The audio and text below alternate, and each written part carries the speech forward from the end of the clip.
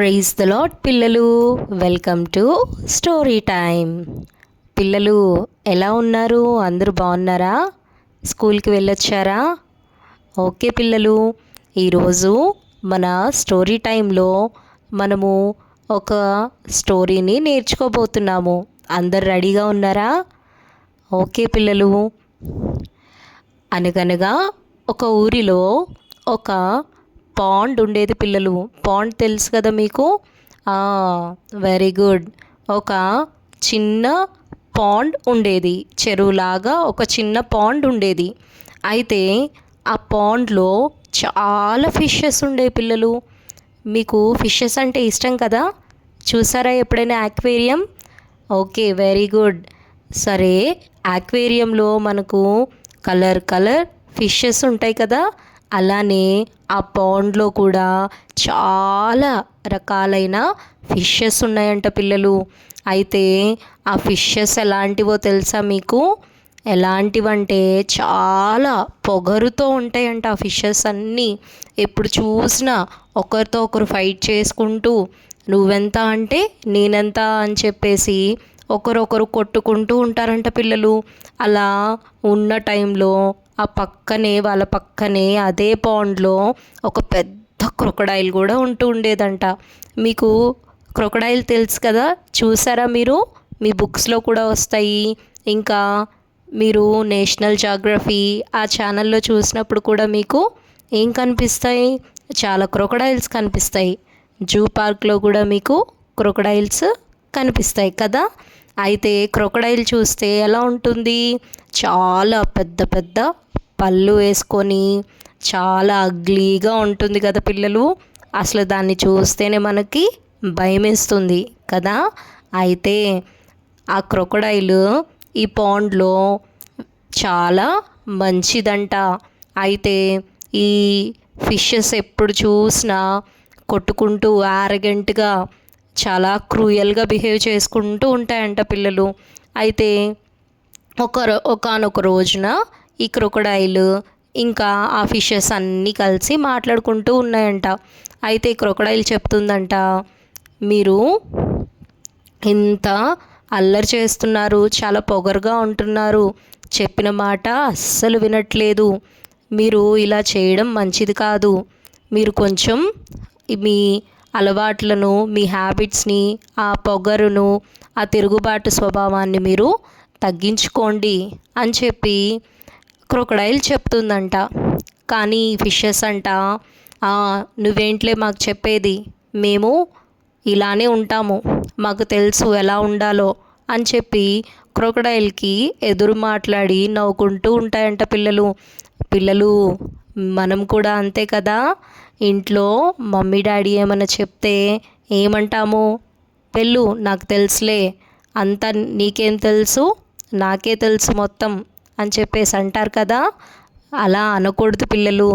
మనకు బైబిల్ గ్రంథంలో ఎఫెసీయులకు రాసిన పత్రిక 6వ అధ్యాయం 1వ వచనంలో, పిల్లలారా ప్రభువునందు మీ తల్లిదండ్రులకు విధేయులై ఉండుడి అని చెప్పేసి ఒక వాక్యం ఉంది పిల్లలు.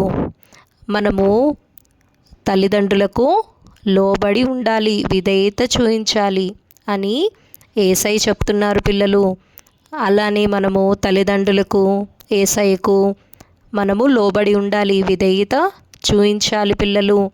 అయితే ఈ క్రొకడైల్ చెప్పిన మాట ఆ ఫిషెస్ అస్సలు వినకుండా వెళ్ళిపోయాయి పిల్లలు. వెళ్ళిపోయి ఆడుకుంటూ ఉన్నాయి.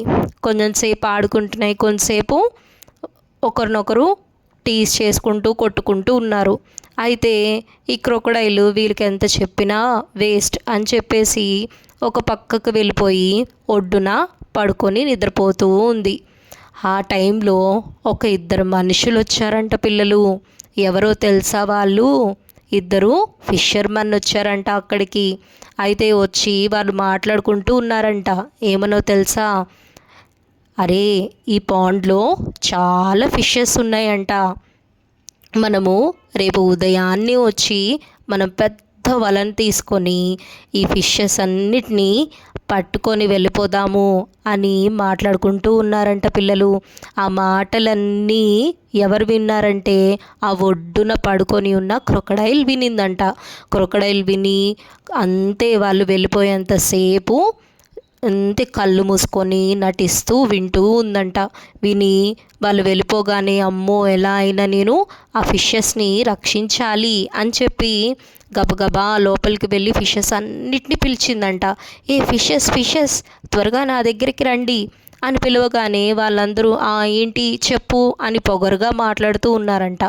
అయితే ఈ క్రొకడైల్ చెప్తుందంట, మీరు చాలా జాగ్రత్తగా ఉండండి, ఇకనైనా ఒక్కసారి నా మాట వినండి, మీరు చాలా ప్రమాదంలో పడబోతున్నారు. ఇద్దరు ఫిషర్మెన్ రేపు ఉదయాన్నే వాళ్ళ నెట్ని తీసుకొని వచ్చి మిమ్మల్ని అందరినీ తీసుకువెళ్ళాలి అని చెప్పి మాట్లాడుకోవడం నేను విన్నాను అని చెప్తుంది పిల్లలు.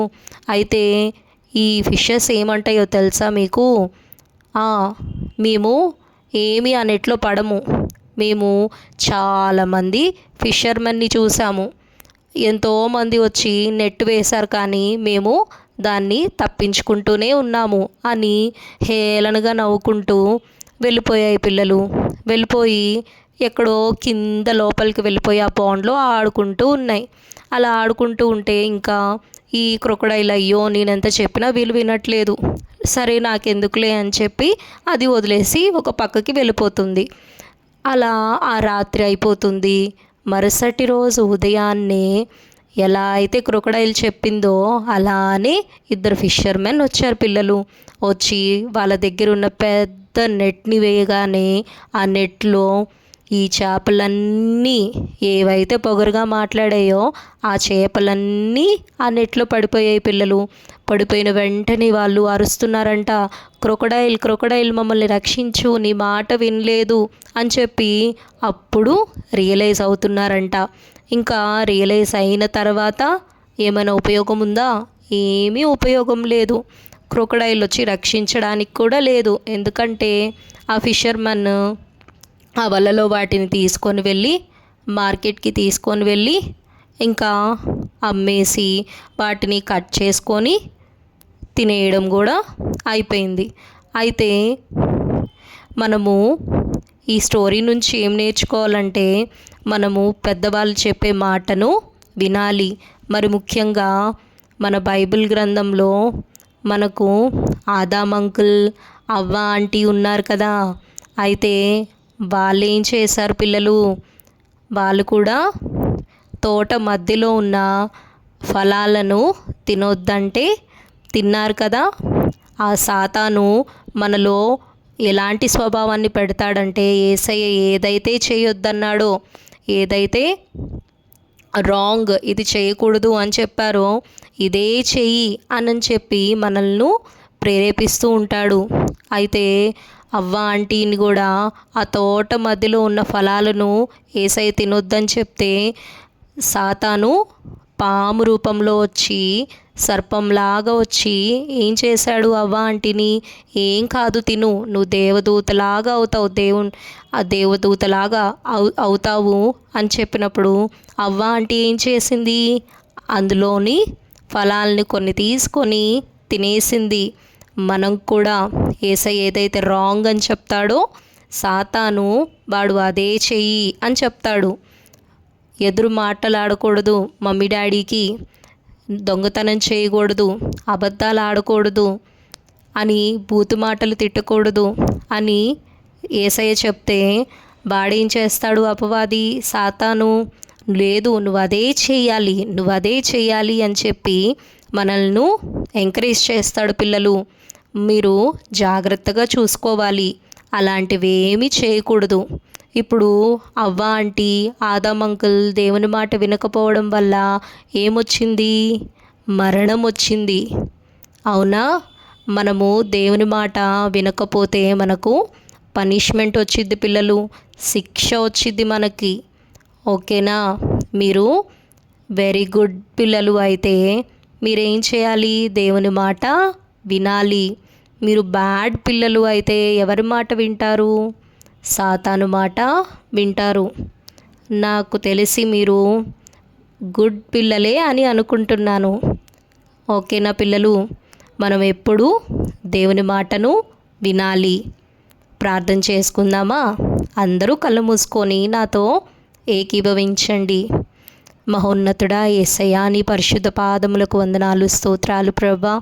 అయ్యా, ఇక్కడ చేరి ఉన్న ప్రతి ఒక్క బిడ్డని నీ చేతులకు అప్పగిస్తున్నానయ్యా. మేమందరం మీ మాట వినే బిడ్డలుగా ఉండడానికి సహాయం చేయమని వేడుకుంటూ, అయ్యా ఈ దినమంతయు మీరు మాకు తోడుగా ఉన్నందుకు వందనాలు చెల్లిస్తూ, త్వరగా రాయన యేసే నామం ప్రార్థిస్తున్నాం తండ్రి. ఆమెన్. ప్రైజ్ ది లార్డ్ పిల్లలు. God bless you all.